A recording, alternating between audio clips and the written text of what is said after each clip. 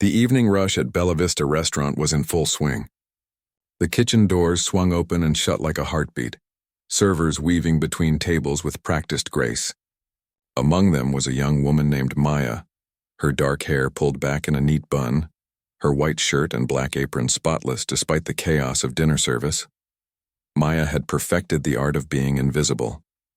Not in a bad way, but in the way good servers learn to be there exactly when you need them and disappear when you don't. She could read a table from across the room. That couple by the window? They're on a first date and need a few more minutes. The businessman in the corner. He's checking his watch, bring the check. The family of 4? The kid just knocked over his water. Grab extra napkins.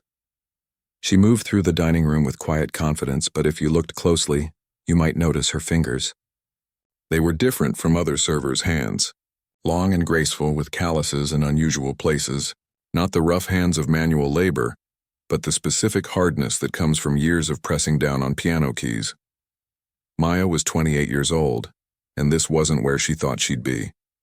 6 years ago, she'd walked across a stage in a black gown, shaking hands with the dean of one of the country's top music conservatories. She'd graduated with honors, her final recital earning a standing ovation. Her professors had pulled her aside afterward, their eyes bright with certainty. "You have a real future in this," they told her. "We'll be seeing your name on concert halls." But the reality of being a classical musician hit her fast and hard. The orchestra positions were scarce, maybe one opening for every 100 qualified applicants. The pay for freelance work barely covered gas money. She taught piano lessons on weekends, mostly to kids whose parents wanted them cultured but who would rather be playing video games. It wasn't enough. Not even close.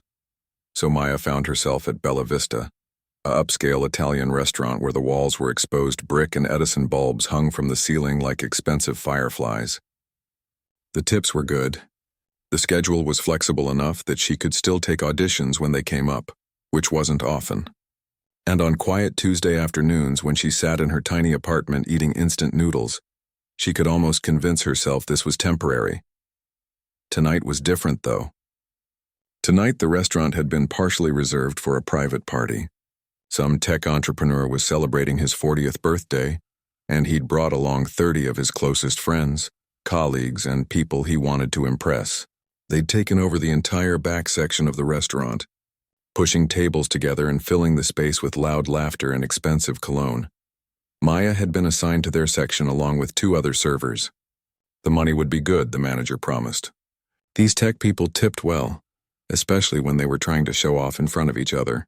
Just smile, be attentive, and the night would be worth it. She approached the main table with water glasses balanced on a tray. The men were already several drinks in, their voices carrying across the restaurant. They wore the uniform of the successful tech crowd. Designer jeans, untucked button-downs, watches that cost more than Maya's car. "Can I start you gentlemen with any appetizers?" Maya asked, setting down the waters with practiced efficiency. One of them, a man with slicked back hair and a shirt that probably cost $300, barely glanced at her. "Yeah, bring us the calamari and the bruschetta. Actually, just bring one of everything." He waved his hand dismissively. Maya nodded, writing it down. "Excellent choices.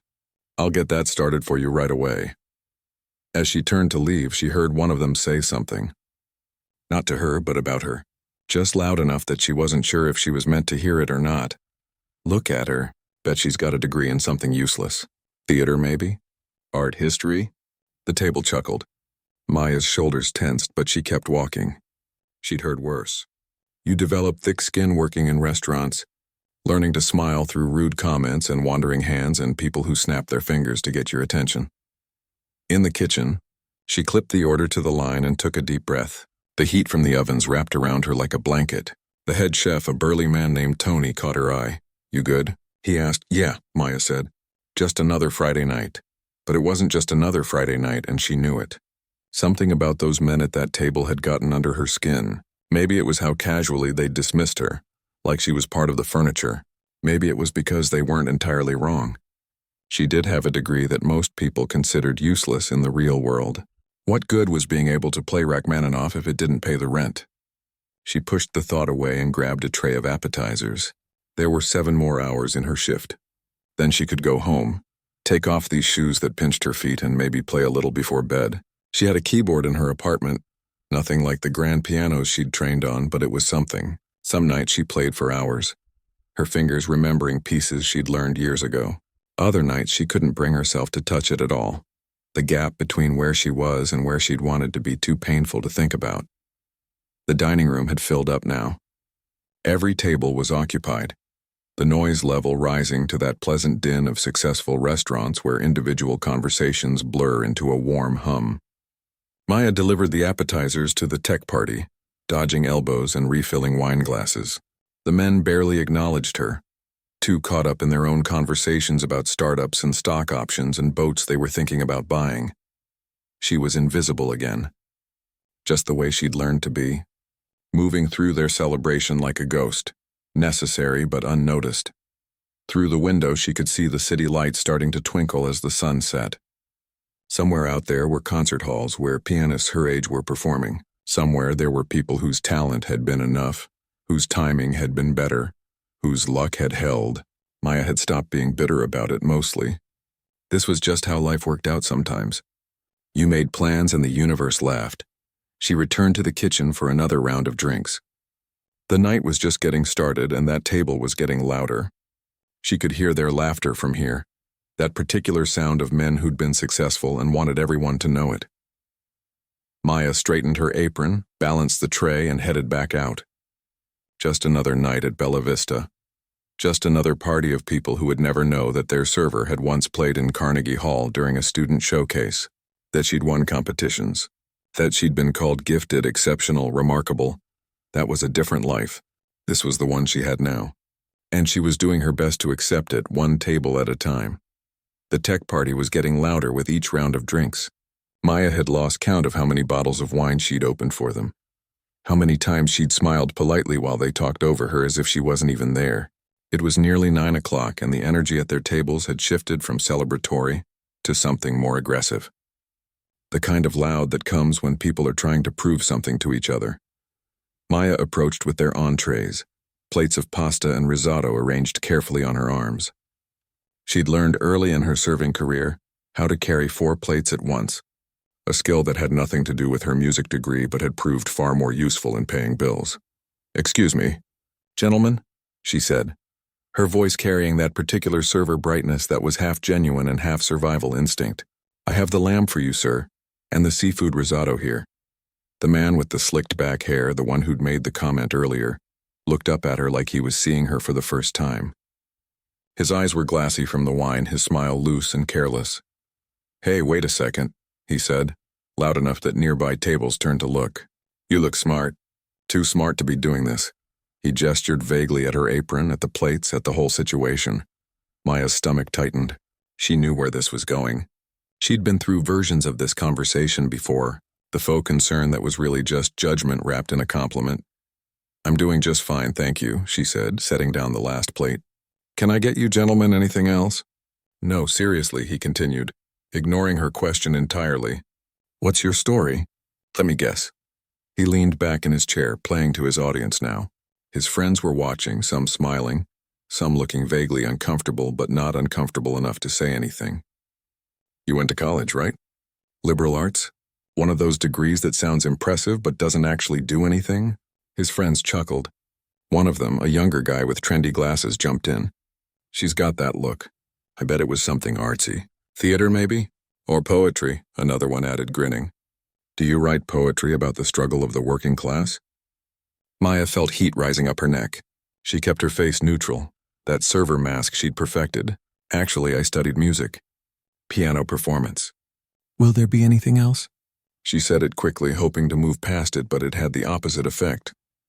The table erupted. "Piano!" The slicked-back man practically shouted. "Oh, that's perfect.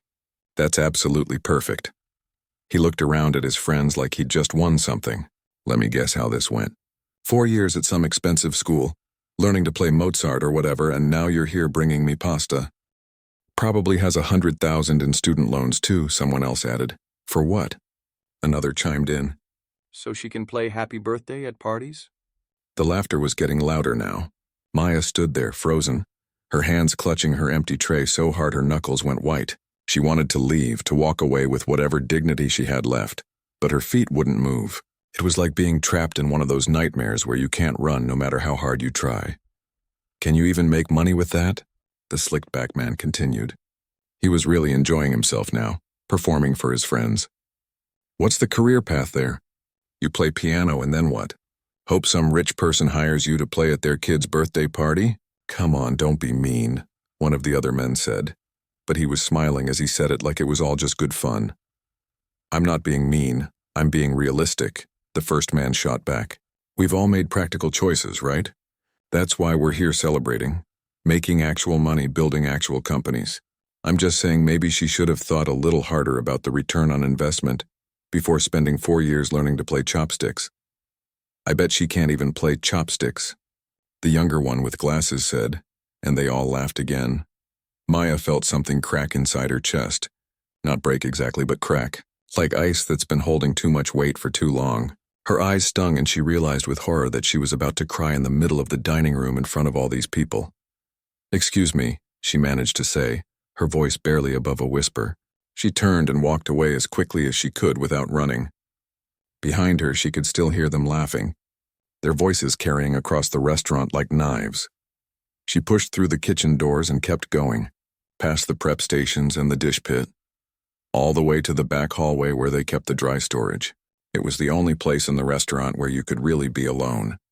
She leaned against the wall, her tray clattering to the floor, and pressed her hands against her face. The tears came hot and fast. She was so angry at herself for crying, for letting them get to her, for caring what a bunch of drunk tech bros thought about her life choices. But it wasn't really about them, was it? It was about every audition she hadn't gotten, every promising lead that had gone nowhere, every time someone had asked what she did for work and she'd seen that flicker of pity in their eyes when she mentioned the restaurant. It was about sitting in her apartment at 2 a.m, wondering if her professors had been wrong. If she'd been wrong. If she'd wasted years of her life chasing something that was never going to happen. She didn't know how long she stood there. Maybe 2 minutes, maybe 5. Long enough for her mascara to run and her breathing to go ragged. Long enough for the kitchen noise to fade into the background. Then she heard footsteps. She looked up, ready to tell whoever it was that she was fine. She just needed a minute, but it was Mr. Chen, the owner.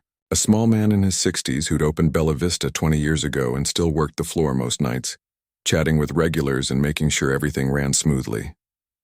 "Maya," he said quietly. His face was kind but concerned. "Are you okay? Tony said you ran back here." "I'm fine," Maya said automatically, wiping at her face with the back of her hand. "I'm sorry, I just needed a second." "I'll get back out there. What happened?" Mr. Chen asked. He wasn't moving, wasn't rushing her. "Just waiting." Maya took a shaky breath. "It's nothing. Just some guys at the party being jerks, making fun of my degree, my job. It's stupid. I shouldn't have let it bother me." Mr. Chen's expression darkened. "The birthday party? The tech guys?" Maya nodded. "What did they say to you?" She didn't want to repeat it. Saying it out loud would make it real all over again, but something about the way Mr. Chen was looking at her, like he actually cared, made the words spill out. She told him about the comments, the laughter, the way they'd treated her music degree like it was a joke. When she finished, Mr. Chen was quiet for a moment. Then he said something that surprised her. "You know we have a piano in the main dining room." Maya blinked. "What? The baby grand?" "In the corner by the window.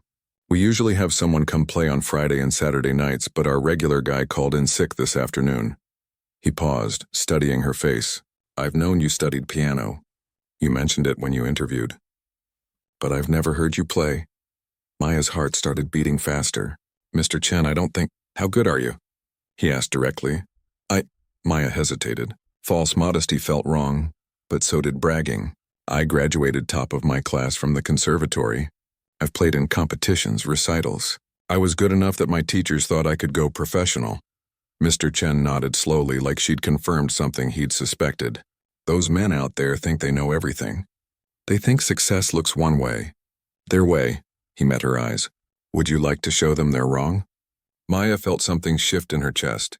That crack she'd felt earlier, it was widening now. Not breaking her apart, but opening up space for something else. Something that felt dangerously close to hope mixed with defiance. "I'm scared," she admitted. What if I mess up? What if I prove them right? Mr. Chen smiled. Maya, I've watched you work for 8 months. You don't mess up. And those men? They're already wrong. The question is whether you want them to know it. Maya thought about all those hours of practice, all those years of training, the calluses on her fingers that had nothing to do with carrying plates and everything to do with Chopin and Rachmaninoff and Liszt. She thought about her teachers and their confidence in her. She thought about every audition she'd failed and every door that had closed, and she thought about those men laughing. Okay, she heard herself say, I'll do it. Maya followed Mr. Chen back through the kitchen, her heart hammering so hard she could feel it in her throat. The other servers glanced at her as she passed, probably noticing her smudged makeup, but no one said anything. In the restaurant business, you learn not to ask too many questions when someone came out of the back room, looking like they'd been crying. Mr. Chen stopped at the edge of the dining room, his hand on the swinging door. You don't have to do this, he said quietly. If you've changed your mind, that's okay. Maya shook her head. She hadn't changed her mind.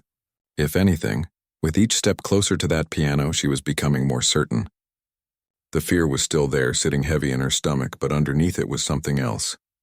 Something she hadn't felt in a long time. Anger, yes, but also a fierce determination that felt almost electric. I want to do this, she said. Mr. Chen smiled and pushed open the door. He walked into the dining room with the easy confidence of a man who'd spent decades hosting guests. Maya stayed a few steps behind, trying to steady her breathing. The piano sat in the corner by the big window, exactly where it always sat. She'd walked past it hundreds of times, barely noticing it. Now it felt like the only thing in the room. Mr. Chen moved to the center of the dining room and raised his voice slightly. Excuse me, everyone. If I could have your attention for just a moment. The noise level dropped as people turned to look at him. The tech party in the back kept talking at first, but eventually they quieted down too. Maya could see the slicked-back man still holding his wine glass, looking annoyed at the interruption. Thank you, Mr. Chen continued. As some of you know, we typically have live piano music on Friday evenings. Unfortunately, our regular pianist was unable to make it tonight. He paused, and Maya saw him glance back at her with an encouraging nod. However, we're very fortunate to have someone else who can play for us this evening. Please welcome Maya, one of our talented staff members. There was polite applause from most of the restaurant, the kind of automatic clapping people do when someone asks them to. But from the tech party section, Maya heard something else. Whispers, then laughter, barely stifled. Oh, this should be good, one of them said, not quite quiet enough. Is this a joke? Another voice added. Maya felt every eye in the restaurant turn toward her as she stepped forward. She was still wearing her server uniform, her apron slightly stained from the evening's work, her hair coming loose from its bun. She didn't look like a pianist. She looked exactly like what those men thought she was, a waitress playing dress-up. The walk to the piano felt impossibly long. It was maybe 30 feet, but each step seemed to stretch out forever. She could hear whispers following her. From the corner of her eye, she saw the slicked-back man lean over to his friend, both of them grinning like they were about to witness something hilarious. Maya reached the piano and stood there for a moment, her hand resting on the polished wood. It was a beautiful instrument, a Steinway baby grand that probably cost more than she'd make in 2 years of waiting tables. She wondered briefly when it had last been tuned, then pushed the thought away. It didn't matter. She would make it work. She sat down on the bench, adjusting it slightly. The motion was automatic, muscle memory from thousands of hours of practice. Her hands were shaking slightly as she placed them on her lap. She closed her eyes and took a deep breath. In that moment of darkness, everything else fell away. The restaurant, the watching crowd, those terrible men with their expensive watches and cheap words, all of it faded. There was only her and the piano and the music she was about to create. Maya opened her eyes and placed her fingers on the keys. She'd thought about what to play during the walk from the kitchen. She could have chosen something simple, something safe, a little Mozart maybe, or some light jazz, something that would prove she could play without drawing too much attention. But that wasn't what this moment needed. Maya began to play Rachmaninoff's Piano Concerto No. 2, one of the most technically demanding pieces in the classical repertoire, the piece she'd played for her final recital at the conservatory. The one that had earned her that standing ovation and made her professors believe she had a future. The opening notes were soft, almost delicate. A simple melody that gave no hint of what was coming. In the restaurant, the whispers stopped. People who'd been reaching for their wine glasses froze mid-motion. Even the tech party went quiet, though Maya suspected they were still waiting for her to mess up, to prove they'd been right about her all along. Then the music began to build. Maya's fingers moved faster, dancing across the keys with a precision that came from years of grueling practice. The melody swelled, growing more complex, more passionate. Her right hand played rapid, cascading notes, while her left hand provided the deep, thunderous bass line. It was like a conversation between two voices, arguing and agreeing, challenging and supporting. She'd forgotten how much she loved this piece, how it felt to play something so demanding that it required every bit of skill and concentration she had. There was no room for self-doubt when you were playing Rachmaninoff. You either gave it everything or you fell apart. Maya gave it everything. Her body moved with the music, swaying slightly, her face showing the emotion of every phrase. This was the part of performing she'd missed most, not the applause or the recognition, but this moment of complete absorption, when the music took over and she stopped being Maya the server or Maya the failed musician and became simply the vessel through which the music flowed. The technical passages came fast and furious now. Her fingers flew over the keys, hitting notes so quickly they almost blurred together, but each note was clear, precise, perfectly weighted. The piano sang under her hands, the sound filling every corner of the restaurant. It was the kind of playing that made people forget they were listening to an instrument and made them feel like they were hearing a human voice crying out. The other diners had stopped eating entirely. Forks hung suspended over plates. Conversations died mid-sentence. A woman at a table near the front had tears streaming down her face, though she didn't seem to notice. An older man closed his eyes, his head nodding slightly with the rhythm. And at the back of the restaurant, the tech party sat in complete silence. The slicked-back man's smirk had vanished. His mouth hung slightly open, his wine glass forgotten in his hand. The younger one with the trendy glasses had gone pale. One of the other men was staring at Maya like he'd never seen her before, like she'd transformed into someone completely different right in front of his eyes, which, in a way, she had. Maya reached the climax of the piece, the part where both hands played massive chords that required her to use her entire arm, her whole body. The piano thundered beneath her, the sound so powerful it seemed to shake the windows. This was the moment that separated the good pianists from the great ones. The part where you had to have not just technical skill but the physical strength and emotional courage to really let go. Maya let go. The music crashed over the restaurant like a wave, beautiful and terrifying and absolutely unstoppable. She could feel sweat on her forehead, her muscles burning from the effort, but she didn't slow down. If anything, she played harder, pouring every ounce of frustration and disappointment and lost dreams into the keys. This was for every audition where they'd told her she was good but not quite good enough. For every time someone had asked what her backup plan was. For every student who'd canceled their piano lesson because they'd rather do literally anything else. For every night she'd sat in her apartment wondering if she'd made a terrible mistake. And yes, it was for those men in the back who'd looked at her and seen nothing but a waitress with a useless degree. The piece moved into its final section, the resolution where all that passion and chaos finally found peace. Maya's playing softened, the notes becoming gentle again, almost tender. It was like watching a storm pass, leaving behind calm water and clear skies. Her fingers slowed, playing the last few phrases with a delicacy that somehow felt even more powerful than all the thunder that had come before. Then, the final chord.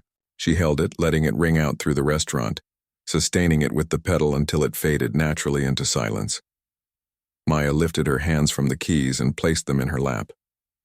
For a moment, the entire restaurant was completely still. No one moved. No one breathed. The silence was so complete that Maya could hear the soft hum of the air conditioning. Then someone started clapping. The applause started with one person, the older man who'd been sitting near the front with his eyes closed. He stood up from his table, clapping his hands together with a force that seemed to break whatever spell had fallen over the room. Then, like dominoes falling, everyone else joined in. The sound was overwhelming. Not just polite restaurant applause, but real thunderous appreciation. People were getting to their feet, the whole dining room rising as one. The woman who'd been crying was on her feet too, wiping at her face with her napkin while clapping so hard her hands must have hurt. Someone shouted, "Brava!" and others joined in. Maya sat at the piano bench, frozen. She'd performed before, of course. Student recitals, competitions, even that showcase at Carnegie Hall that she thought of as her glory days. But this felt different. These people hadn't come expecting to hear music. They'd come for pasta and wine and conversation. And she'd stopped them all in their tracks. She finally stood up, her legs shaky, and did a small bow. The applause somehow got louder. She could see Mr. Chen near the kitchen door, clapping with a huge smile on his face. The other servers had come out to watch, all of them looking at her with a mixture of shock and pride. Even Tony the chef was standing in the kitchen doorway, his arms crossed but his face showing clear approval. But Maya's eyes were drawn to the back of the restaurant, to the tech party, to those men who'd laughed at her just 30 minutes ago. They were standing too, but their applause looked different, mechanical, forced. The slicked-back man's face had gone red, a flush that started at his collar and crept up to his hairline. He was clapping, but his eyes were fixed on the floor. The younger one with the glasses kept glancing at his friends like he wasn't sure what he was supposed to do. A few of the other men in the group looked genuinely moved by the music, but most just looked uncomfortable. Maya felt a surge of satisfaction that was probably petty, but she couldn't help it. She wasn't trying to be the bigger person right now. Let them feel uncomfortable. Let them squirm. The applause finally began to die down as people returned to their seats. There was an energy in the room now that hadn't been there before. A buzz of excited conversation. Maya could hear snippets as she walked back from the piano. "Did you know she worked here? That was absolutely incredible. I had no idea we had that kind of talent just serving our dinner." Maya made her way toward the kitchen, still feeling like she was floating somehow. Her hands were trembling, the adrenaline of the performance catching up with her. She'd barely made it through the door when her fellow servers swarmed her. "Maya, oh my God. You never told us you could play like that." "That was insane." She accepted their hugs and congratulations, feeling overwhelmed but in a good way. Mr. Chen appeared through the crowd, his eyes twinkling. "I think you can take your break now," he said with a smile. "You've earned it." Maya nodded, grateful. She needed a moment to process what had just happened. She was heading toward the back when one of the other servers, a young guy named Dennis, poked his head through the kitchen door. "Maya, there's someone who wants to talk to you." "From the birthday party." Her stomach dropped. Of course. She'd been riding high on the applause and the music, but she'd forgotten that she still had to face those men, that she still had to serve them for the rest of the night. The thought made her want to hide in the dry storage room again. "Tell them I'll be out in a minute," she said. Dennis hesitated. "I think you might want to come now. It's kind of a whole thing." Maya took a deep breath and followed Dennis back out to the dining room. As she rounded the corner, she saw what he meant by a whole thing. The slicked-back man was standing near her station, but he wasn't alone. The entire birthday party was there, standing in an awkward cluster. Some of them looked sheepish. Others looked curious. The birthday guy himself, who Maya realized she'd barely noticed all night, looked genuinely excited. The slicked-back man saw her approaching, and his red face somehow got even redder. For a long moment, nobody said anything. The man opened his mouth, closed it, then opened it again like a fish gasping for air. He started, then stopped. He cleared his throat. "I owe you an apology." The words came out stiff and uncomfortable, but they came out. Maya said nothing, just waited. "What I said earlier about your degree, about—" He gestured vaguely. "All of it. That was completely out of line. I was being an arrogant jerk and I'm sorry." He stuck out his hand. Maya looked at it for a moment. Part of her wanted to refuse it, to let him stand there with his hand out like an idiot. But she was tired of being angry. She shook his hand briefly.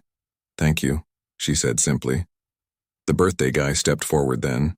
He was younger than the others, maybe early 30s, with an eager energy that reminded Maya of a golden retriever. "That was absolutely phenomenal," he said. "Seriously, I've been to concerts at the symphony that weren't that good." "Where did you study?"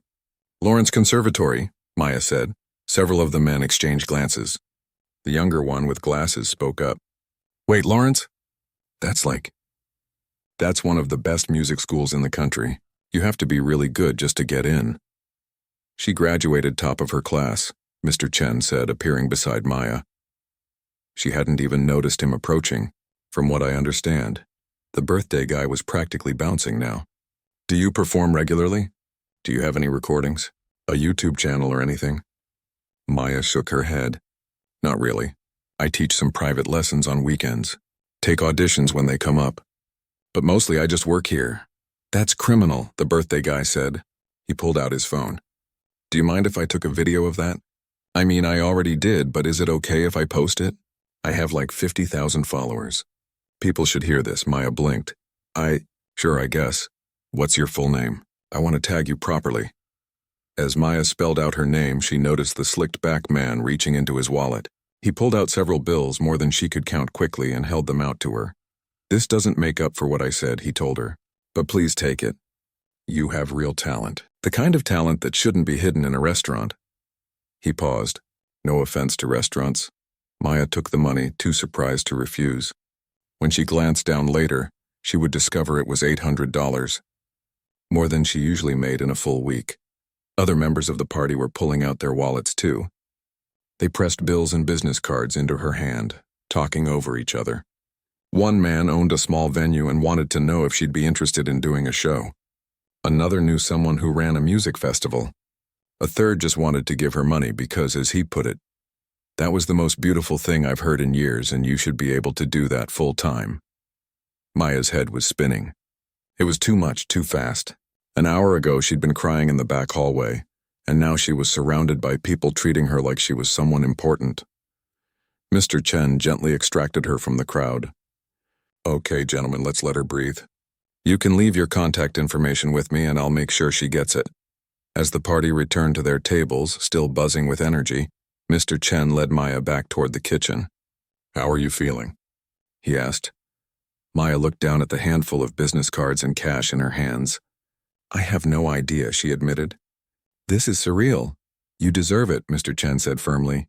All of it? I'm just sorry it took someone being cruel for you to get a chance to show what you can do. The rest of the shift passed in a blur. Maya tried to focus on her other tables, but people kept stopping her to compliment the performance. Guests who'd been there requested songs, asking if she'd play again before they left. The tech party, to their credit, was much quieter for the rest of the evening. They tipped extraordinarily well when they left, and the slicked-back man stopped by one more time to apologize again. I mean it, he said. You're incredibly talented. I was wrong about everything. By the time Maya's shift ended at midnight, she felt like she'd lived an entire lifetime in one evening. She changed out of her uniform in the employee bathroom, stuffing the tips and business cards into her purse. Her hands were still trembling slightly as she pulled out her phone. She had 73 new notifications. Confused, she opened social media and gasped. The birthday guy had posted his video of her performance. It had been up for less than 3 hours and already had over 20,000 views. The comments were flooding in. Who is this woman and why isn't she famous? I literally got chills listening to this. This is what real talent looks like. Maya sat down on the closed toilet seat, staring at her phone. The video kept climbing. 25,000 views. 30,000. The numbers were going up so fast she could watch them change in real time. Her phone buzzed with a text. It was from an unknown number. Hi Maya, this is David from the party tonight. I shared your video with my friend who books talent for the Riverside Concert Hall. She wants to talk to you about doing a recital. Can I give her your number? Then another text from a different number. Maya, this is Jennifer Chen. I run the Morrison Music Festival. Saw your video. Very interested in having you perform. Please call me. Maya's phone kept buzzing. More texts, more emails, more notifications than she could keep track of. The video was at 50,000 views now. Someone had shared it to a classical music forum. A music blogger had written a post about it. It was spreading like wildfire, and Maya sat in the restaurant bathroom watching her life change in real time. She thought about all those years of practice. All those auditions she hadn't gotten. All those people who'd told her to have a backup plan. All the times she'd wondered if she'd made a mistake. Maybe she hadn't made a mistake. Maybe she'd just been waiting for the right moment. Maya took a deep breath, wiped her eyes, and started responding to messages. Maya didn't sleep that night. She sat on her couch in her tiny apartment, her laptop open, watching the numbers climb. By 2 a.m, the video had hit 100,000 views. By 4, it was at 300,000. Comments poured in from all over the world. People in Tokyo and London and Sao Paulo. all watching her play Rachmaninoff in her server uniform at a restaurant in the middle of an ordinary American city. The sun was coming up when her phone rang. Maya almost didn't answer because she didn't recognize the number, but something made her pick up. Hello? Is this Maya? The voice was professional, female, brisk, but not unkind. My name is Patricia Holmes. I'm the artistic director for the National Symphony Orchestra. I hope I'm not calling too early. Maya sat up straighter, suddenly very awake. No, not at all. I'm up. I saw your video. Well, everyone's seen your video at this point. It has over 500,000 views. Patricia paused. I have to say, I was skeptical at first. Restaurant videos don't usually showcase that level of technical proficiency. But that's conservatory level playing. Better than conservatory level, actually. Thank you, Maya said, her heart pounding. I graduated from Lawrence 6 years ago. I thought I recognized the training. Listen, we have a guest soloist who just had to cancel for our winter series. Family emergency. We need someone who can handle Rachmaninoff's Piano Concerto No. 2. I know this is extremely short notice, but would you be interested in auditioning? Maya's breath caught. The National Symphony Orchestra. It was one of the most prestigious orchestras in the country. The kind of opportunity she'd dreamed about when she was 22 and thought the world was full of possibilities. Yes, she said. Absolutely yes. Excellent. Can you come to the concert hall Tuesday morning? 10 o'clock? Maya agreed, took down all the information and hung up. Then she sat there staring at her phone, wondering if she'd just hallucinated the entire conversation. The next few days were insane. The video kept growing. 1 million views. 2 million. News outlets picked it up. Server stuns restaurant with incredible piano. Performance. Waitress's hidden talent goes viral. The classical pianist working at an Italian restaurant. Maya did phone interviews from her apartment, video calls with people whose names she recognized from music magazines. Everyone wanted to know her story. How did someone this talented end up serving pasta? Why wasn't she performing professionally? What did those men say to her before she played? She tried to be gracious about it, but the questions stung a little. As if the only surprising thing was that someone talented could be poor. As if working at a restaurant somehow made her less of an artist. But the opportunities kept coming. A classical music podcast wanted her as a guest. A streaming service reached out about recording an album. The dean of her old conservatory called personally to congratulate her and ask if she'd consider teaching a masterclass. Tuesday morning arrived faster than Maya expected. She stood outside the concert hall in the best dress she owned, clutching her bag so tightly her knuckles were white. This was it, the audition that could change everything. The concert hall was beautiful, all soaring ceilings and perfect acoustics. Patricia Holmes met her in the lobby, a tall woman in her 50s with sharp eyes and an efficient handshake. Nervous? Patricia asked as they walked toward the stage. Terrified, Maya admitted. Patricia smiled. Good, that means you care. The piano's already warmed up for you. The music director and a few key members of the orchestra will be listening. Just play the way you did in that restaurant and you'll be fine. Maya walked out onto the stage. The concert hall stretched out before her, row after row of empty red velvet seats. It was nothing like the crowded restaurant with its clinking glasses and dinner conversation. This was what she'd trained for, what she'd dreamed about. She sat at the piano, a gorgeous Steinway concert grand. For a moment, she let herself just appreciate being here. Then she placed her hands on the keys and began to play. The audition lasted 30 minutes. Maya played the full concerto, then some additional pieces they requested. Chopin, Beethoven, a little bit of contemporary work. Her fingers remembered everything. All those hours of practice coming back like muscle memory. When she finished, there was silence. Then Patricia walked up to the stage, her face unreadable. That was extraordinary, she said. Truly extraordinary. The position is yours if you want it. We'd need you to start rehearsals next week. The performance is in 6 weeks. Maya felt tears spring to her eyes. I want it, she said. Thank you. Thank you so much. That night, Maya went back to Bella Vista. Not to work, but to see Mr. Chen. She found him in his office, doing paperwork. Maya, he stood up, beaming. I've been following everything online. I'm so proud of you. I got the symphony position, Maya said. I'm going to be performing with the National Symphony Orchestra. Mr. Chen came around the desk and hugged her. That's wonderful. That's exactly what should happen. Maya pulled back, suddenly emotional. I need to give you my notice. I'm sorry to leave you short-handed, but don't apologize, Mr. Chen interrupted. You were always meant for bigger things than this restaurant. I'm just glad I got to help you find your way there. You did more than help, Maya said. You gave me a chance when I was ready to give up. You believed in me when those men were laughing. I won't forget that. Just promise me you'll come back and play here sometimes, Mr. Chen said with a smile. Once you're famous. Maya's last shift at Bella Vista was the following Friday. The staff threw her a little party in the kitchen after closing. Even Tony made a speech, gruff and short but genuine.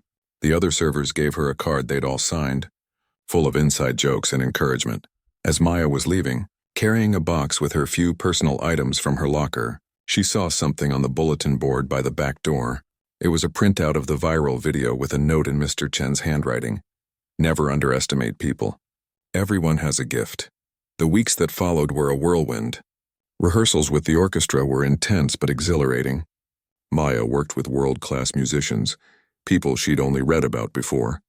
The conductor was demanding but fair, pushing her to interpret the music in ways she'd never considered. She moved out of her tiny apartment into something slightly bigger.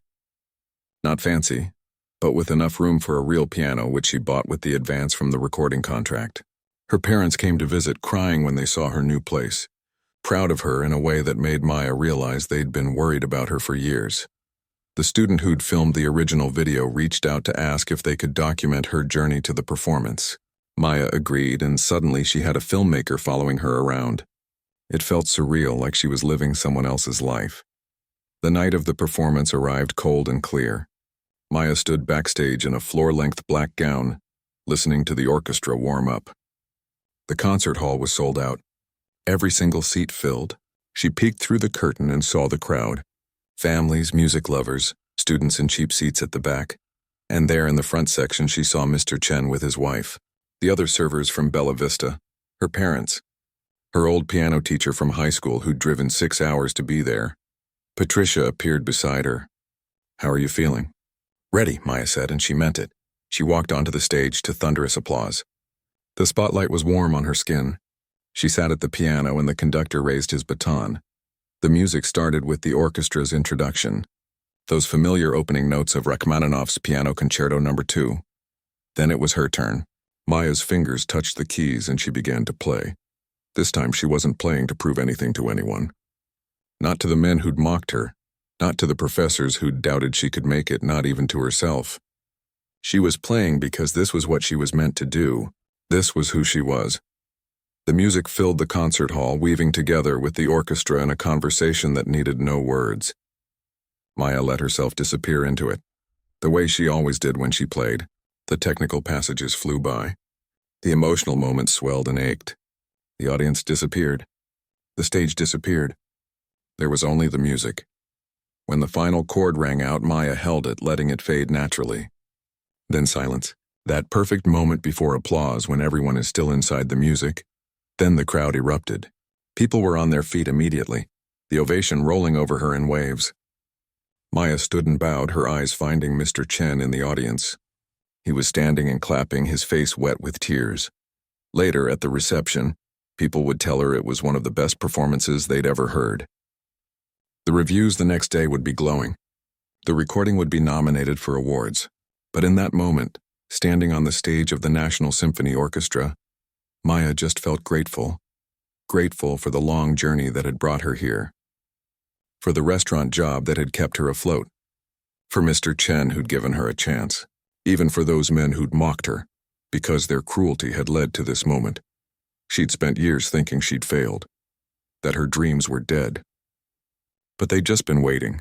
Sometimes the path to where you're supposed to be isn't straight. Sometimes you have to take the long way around.